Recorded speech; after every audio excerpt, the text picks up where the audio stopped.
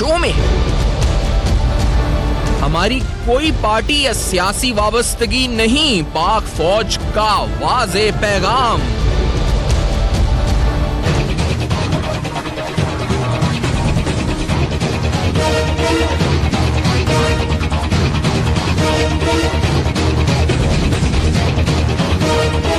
बेबुनियाद इल्जामात मुस्तरद, पाक फौज का दो टोक मौकिफ।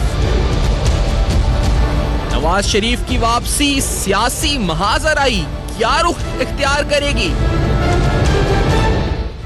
अस्सलाम वालेकुम। बस पर्दा हक़ाइक़ सनसनीखेज़ इंकशाफात प्रोग्राम बेनकाब में हूँ आपके साथ सैफान खान। इंतहाई अहम सवाल है जिनकी नौयत कुछ सियासी है कि आइंदा दिनों में होने क्या जा रहा है। नवाज शरीफ साहब की वापसी से मुंसलिक जो सवालात हैं, कुछ देर कबल उन्होंने फिर तनकीद की है जिस तरह वो इदारों पर करते आ रहे हैं, और इलेक्शन कमीशन पे जोर दिया है जी कि इलेक्शन कमीशन अपने मातहत या अपने मामलात अपने हाथ में ले, ज्यादा बाख्तियार हो, इस तरह की बातें वो कर रहे हैं।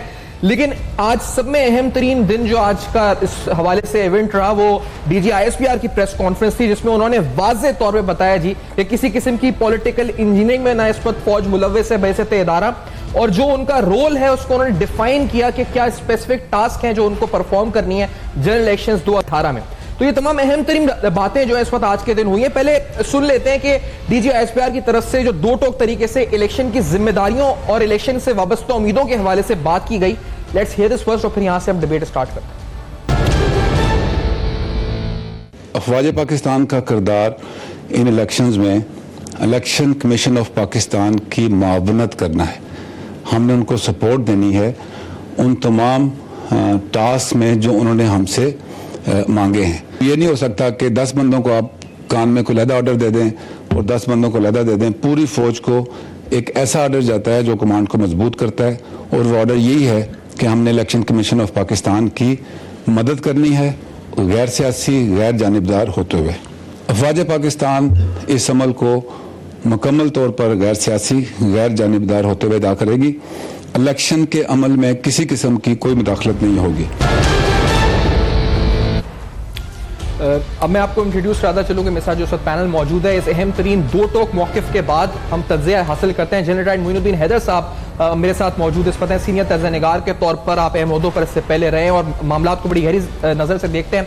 कराची DSNG पे साथ मौजूद हैं जनाब आरिफ चौधरी साहब, इस्लामाबाद से सीनियर माहिर कानून है इस्लामाबाद स्टूडियोज में, और बैरिस्टर शहजाद अकबर साहब जो कि साबिक प्रोसिक्यूटर नैब हैं। तो अहम तरीन अकाउंटेबिलिटी केस के हवाले से नवाज शरीफ साहब के इनसे गुफ्तगू और ओवरऑल सियासी माहौल में बात होगी।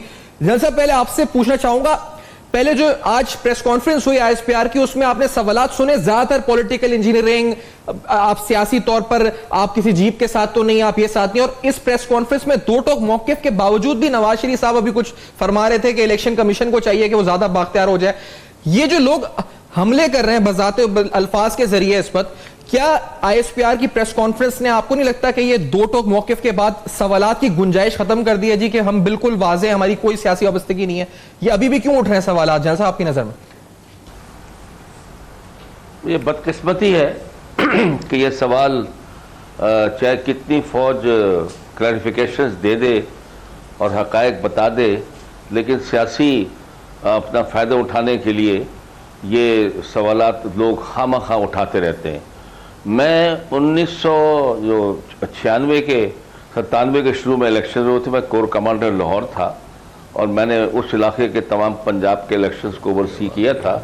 उसमें नवाज शरीफ साहब जीते थे।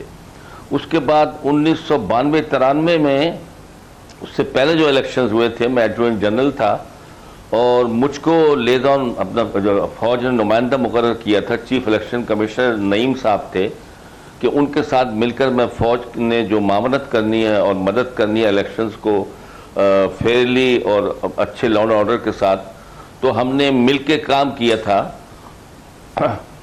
और उसमें नईम साहब हमारे काम से फ़ौज के बहुत खुश हुए थे। उन्होंने हमें एक शील्ड भी अता की थी कि फ़ौज ने अपना काम बहुत अच्छे तरीके से, न्यूट्रल तरीके से सर अंजाम दिया है। मेरे ख्याल जब हमारे आर्मी चीफ कहते हैं DG ISPR उसको उसकी पॉलिसी को चीफ की बयान करते हैं, वो कहते हैं फ़ौज बिल्कुल न्यूट्रल रहेगी, लॉ एंड ऑर्डर अपना जो है मेंटेन रखेगी और जहाँ तक मुमकिन हो सका अपना हिस्सा डालेगी कि इलेक्शन जो है बिल्कुल साफ़ और शफाफ हों। अब ये जो कुछ लोगों ने कहा कि इलेक्शन कमीशन हिम्मत पकड़े और स्ट्रांग हो जाए, हमने पिलडेट के प्लेटफॉर्म से पाकिस्तान के इलेक्शन कमीशन की पावर्स को स्टडी किया है जी। और उनका हिंदुस्तान और बांग्लादेश, श्रीलंका के से मवाजना भी किया है, और पता यह चला है कि हमारा इलेक्शन कमीशन के पास बहुत पावर्स हैं, किसी तरह हिंदुस्तान के पास जो पावर्स हैं उससे कम नहीं है। और अभी लास्ट इलेक्शन बिल जो पास हुआ है उसमें इनकी ताकत को और उनको बहुत बढ़ाया गया है। और अभी आप देखें, उन्होंने एक अहम फैसला आज किया है कि लोकल गवर्नमेंट के लोग इलेक्शन में हो सकता है कि असरअंदाज हो सकते हैं या मदद कर सकते हैं, तो उन्होंने कहा है कि ये जो है मअतल रहेंगे इलेक्शंस के अगले 15-20 दिन तक जी। तो ये एक मजबूत फैसला जो उन्होंने किया है उन्होंने। तो मेरे ख्याल में इलेक्शन कमीशन और फौज अपनी जिम्मेदारियां अपना जो है समझते हुए नाजुक काम को बहुत अहम तरीके से इस पर मेहनत कर रहे हैं, और मुझे उम्मीद है अच्छे रिजल्ट निकलेंगे। लेकिन आपने जिस तरह कहा ना शुरू में कि अनफॉर्चुनेट है कि अभी भी ये हो रहा है, तो शहजाद अकबर साहब मैं पहले आपसे पूछूं सर ये क्यों हो रहा है? क्योंकि आपने तो अगर अकाउंटेबिलिटी कोर्ट में जिस तरह केस चला है, जो सवाल पूछे गए कि मनी ट्रेल क्या है, पैसा कहां से आया, पैसा किस तरह लंदन गया, वहां फ्लैट किस तरह खरीदे गए, इसके जवाब में सियासी जवाब दिए गए कि हमने मुशर्रफ साहब का ट्रायल किया था इसलिए ये हो रहा है, मैं उनकी बेटी हूं नवाज शरीफ साहब की इसलिए मेरे साथ हो रहा है, दामाद कहते थे मैं दामाद हूं इसलिए मेरे साथ ये सब कुछ हो रहा है। और अब जो है जब दो टोक मौक़िफ़ वजाहतें आ रही हैं, इसके बावजूद कह रहे हैं जी कि नहीं धांधली है, इस पर मैच फिक्स है, लेवल प्लेइंग फील्ड नहीं है। ये क्यों कहा जा रहा है इस वक्त? ये साजिश है, क्या है ये इस वक्त शहजाद अकबर साहब आपकी नजर में? ये रियलिटी है, किस तरह के कंसर्न्स हैं ये?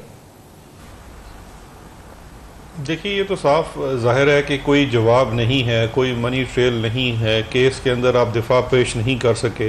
ये दुनिया का वाहिद केस है जहां सुप्रीम कोर्ट के अंदर भी एक इनकी मिन्नतें की गई कि आप इसके अंदर कोई शवाहिद ले आएँ, कोई मनी ट्रेल ले आएँ, जो थोड़ी बहुत मनी ट्रेल लेके आए वो सारी झूठी साबित होगी। उसके बाद फिर ट्रायल चला, और ट्रायल भी तकरीबन 10 माह ये ट्रायल चला, जिसमें एक एक विटनेस के ऊपर 2-2 माह जरा की गई। और उसके बावजूद फिर उसके बाद जब आपसे सवालात पूछे गए, जब आपसे ये 342 का बयान होता है आप उसको लिख के दे देते हैं, उसके अंदर कोई ज़रूरत नहीं होती कि आप उसके अंदर पूरी तकरीरें करें। 6 दिन 342 के बयान के ऊपर तकरीरें की और सियासी बयान दिए गए।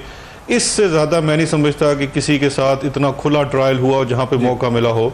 लेकिन चूंकि जो सवालात हैं करप्शन और अकाउंटेबिलिटी से रिलेटेड, उस पर तो कोई जवाब नहीं है। ये बड़ा अलमिया रहा है शरीफ फैमिली के केसेस में उनकी लीगल स्ट्रेटजी का, कि लीगल स्ट्रेटजी सरासर सियासी थी कि आपने हर कानूनी सवाल का जवाब सियासी तरीके से मजीद आपकी गुफ्तगू। लेकिन सर मुझे एक फौरी ब्रेक का कहा जा रहा है, तो इसके बाद इस बात को यहीं से जोड़ते हुए साहब मोइनुद्दीन हैदर साहब भी साथ मौजूद हैं। बड़े अहम तरीन सवालात हैं, इलेक्शन सर पर है और नवाज शरीफ साहब की स्टेटमेंट्स जिस तरह की आ रही हैं उससे क्या पैगाम है जी, किसी आलमी कॉन्स्पिरेसी का हिस्सा है, क्या मामलात हैं? इस ब्रेक के बाद होंगे बेनकाब, मेरे साथ रहिए।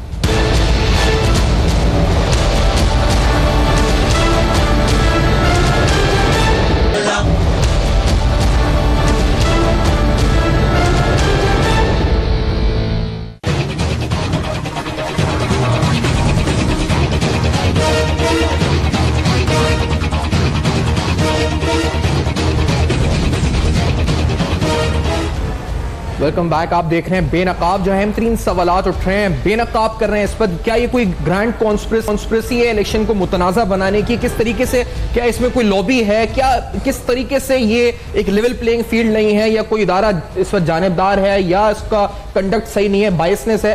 ये सवालात क्यों एक मुत्तालिका एक लॉबी, एक पॉलिटिशियन की तरफ से उठ रहे हैं, डिस्पाइट दैट कि आज बड़ी क्लियरली दो टोक तरीके से मौक़िफ़ आया जिसमें कहा गया जी कि ऐसा कुछ नहीं है, ना कोई सियासी वाबस्तगी है, और ये सब अदालती अमल के नतीजे में हुआ है। और शहजाद अकबर साहब जो हमारे साथ मौजूद हैं, साबिक प्रोसिक्यूटर नैब के, वो बड़ी अच्छी तरीके से एक्सप्लेन कर रहे थे शहजाद साहब ब्रेक से पहले कि जो पूरा प्रोसीजर था अकाउंटेबिलिटी का, 10 माह बता रहे थे कि पूरा ट्रायल चला, बहुत मौके थे सबूत फराम कर, डॉक्यूमेंट्स, एविडेंस, ट्रेल फराम करने के, लेकिन नहीं हुआ। और अब कहा जा रहा है जी कि लेवल प्लेइंग फील्ड नहीं है, ये हुआ वो हुआ।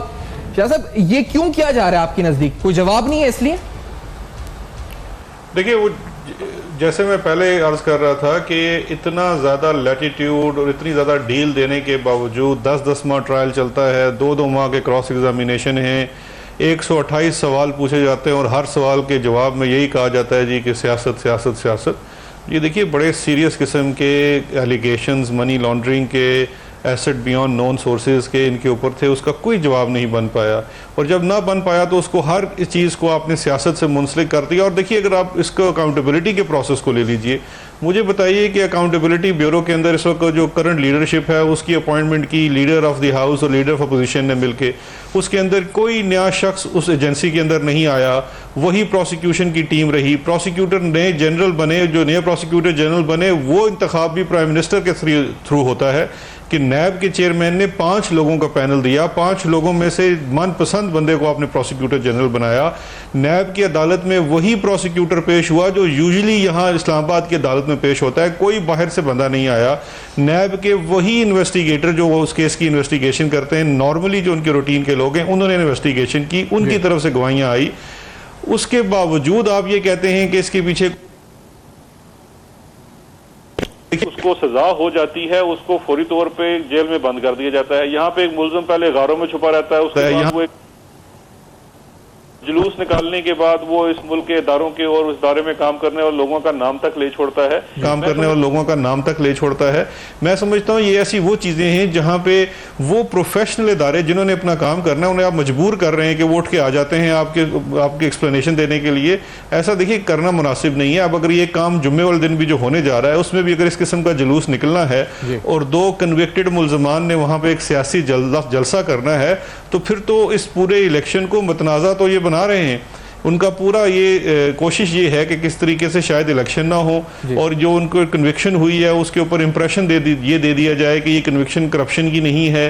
देखिए, इस मुल्क के 3 दफ़ा वज़ीर आज़म रहे हुए शख्स को अगर ये कहना हो और हमारी कौम उसके ऊपर सर धुनती रहे कि जी मेरे बच्चे बरतानिया में रहते हैं या वहाँ के शहरी हैं तो उसके ऊपर कानून नाफिज नहीं होता, ये कोई बातें हैं करने वाली? क्या पाकिस्तान का या किसी भी मुल्क का क्रिमिनल कानून उसमें कोई जुरिस्डिक्शन आती है कि आप एक मुल्क के शहरी हैं या दूसरे मुल्क के शहरी? ये तमाम चीजें, इन चीजों को, ये जो आप जुमे की बात करें ये बड़ी अहम है कि मैं आरिफ साहब आपसे अगर पूछना चाहूं, क्योंकि जो अब तक बातें सामने आई हैं उसमें ये है जी कि एक तो दफा 144 लगा दी जाए लाहौर एयरपोर्ट के इर्द गिर्द ताकि वहां जलसा ना हो सके सियासी तौर पे। दूसरी बात कि एक हेलीकॉप्टर की बात की गई है कि चेयरमैन नैब, डीजी नैब ने लिखा है कि आप प्रोवाइड कर दे ताकि इनको एयरलिफ्ट कर दिया जाए from the airport to Adiala jail या जहां भी कोई मुकाम के ऊपर। ये स्ट्रेटजी फ्रॉम द नैब आपको लगता है कि सक्सेसफुल है? दूसरा, उन्होंने पिंडी में जो लोग जमा हुए थे उनके खिलाफ भी एफआईआर की दरख्वास्त कर दी है। ये इतनी लूप होल इसमें आपको नजर आते हैं या आपको लगता है ये इफेक्टिव है, जुमे को कोई केओस हो उसको रोकने के नहीं है? आरिफ चौधरी साहब, मैं समझता हूं कि इतना बड़ा कोई क्यास पैदा होने वाला नहीं है। हमारे लोग हमेशा से इस तरह के खौफ की वजह से क्यास पैदा करते हैं, क्योंकि आप यानी अगर वहां किसी को नहीं रोकते तो यकीन माने कोई ऐसा मजमा नवाज शरीफ साहब के लिए पुरजोश नहीं है। लोगों के दिलों में कभी भी ऐसी मोहब्बत नहीं है कि नवाज शरीफ साहब के लिए कि जो बहुत ज़्यादा सड़कों पे निकल आए। वरना नवाज शरीफ साहब का इस वक्त सजा याफ्ता होके आना इतना इम्पॉर्टेंट नहीं जितना उनका सबसे पहले नाअहल होना था, पॉलिटिक्स से आउट होना था और उसके बाद सजा का अनाउंस होना था। किसी भी मरहले पर लोग बाहर नहीं निकले। People have no love lost. उसकी वजह for Nawaz Sharif, for his family, चूंकि जिस अंदाज में पाकिस्तान के अंदर लोगों की जो हालत है, जिस तरह वो पानी से महरूम है, बुनियादी सहूलतों से महरूम है, उसके बाद उन्हें, मैं तो समझता हूँ कि शायद बहुत सारे लोगों को वैसे ही सियासत से कोई दिलचस्पी नहीं रही। लोग अपने अपनी मुसीबतों में पड़े हुए हैं और नवाज शरीफ साहब की पार्टी जो है वो बनी भी इसी तरह ही है कि जब इक्तदार उन्हें मिला उसके बाद लोग उनके पास आना शुरू हुए हैं। तो मेरे ख्याल में तो ये स्ट्रेटजी कोई ऐसी कारगर स्ट्रेटजी नहीं है। Let them come. जहां तक एयरपोर्ट का ताल्लुक है, एयरपोर्ट को हेलीकॉप्टर के जरिए यहाँ ट्रांसफर करें इस्लामाबाद में और वो जेल में जाएं, इस्लामाबाद में और वो जेल में जाएं। सही है। कोर्ट है, उनके जज जो है वो मोहम्मद बशीर साहब, वो भी उस फॉर्मेलिटी के लिए वहां चले जाए। लेकिन बाकी मामले में लेट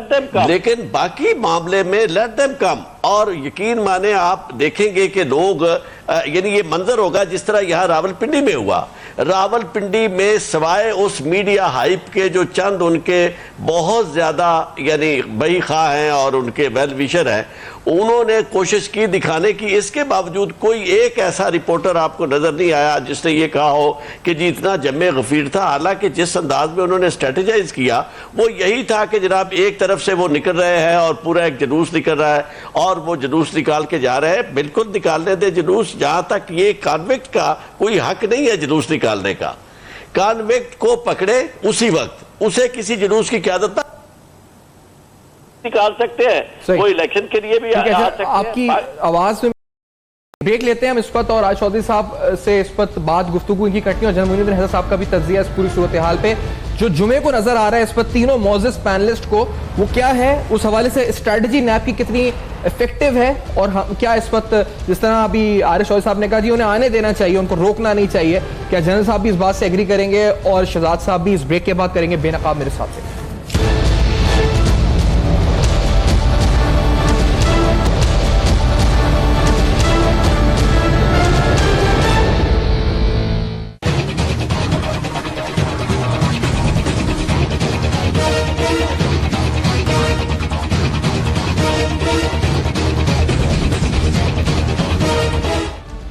वेलकम बैक। आप देख रहे हैं बेनकाब अहम तरीन सवालात, और 13 जुलाई को होगा क्या जब नवाज शरीफ साहब रिटर्न या पाकिस्तान वापस आएंगे, उस हवाले से हिकमत अमली कितनी मौसर हिकमत अमली है। जनरल मोइनुद्दीन हैदर साहब, स्टेट फॉरवर्ड आपकी तरफ आते हुए हमने सुना है जी 144 दफा लगे, इसके अलावा हेलीकॉप्टर के जरिए एयरलिफ्ट किया। जनरल साहब ने अभी बड़ी अच्छी बात की, उन्होंने कहा आने दें इनको, इतना कोई झमघटा कोई केओस नहीं होगा, ज्यादा केओस नहीं होगा, ग्लोरीफाई ना करना चाहिए हमें एक कन्विक्टेड आदमी को।